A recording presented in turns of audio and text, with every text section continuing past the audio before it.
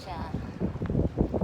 Ay, sinadya ko talaga pumunta rito para makalanghap ng hangin galing sa dagat. Ayan. Eh, mga barko sa likod ko.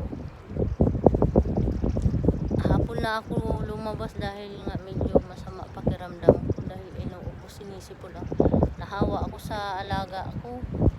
Halos lahat kami sa bahay may ubo, sipon, nilalagnat nga yung mga alaga ko. Ayan. Ihaba natin para mahaba yung mga sakot ng camera.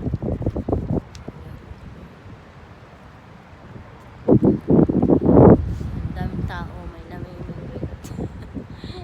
Bawal lang mag-swimming dito kaya hinarangan nila. Malalim kasi itong tubig.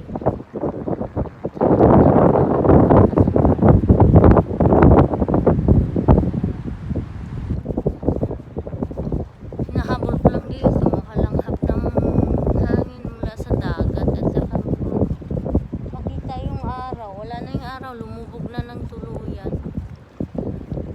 Maya uwi na rin ako.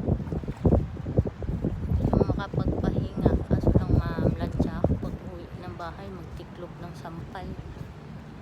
Dami kong tiklopin.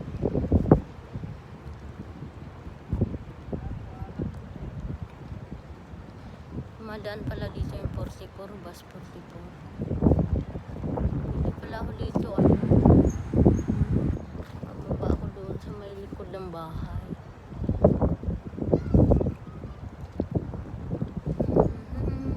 Yan guys. Yan yung Mina Road. Kalipas Street dun sa unahan. Cornish. Yan, Cornish. Ayaw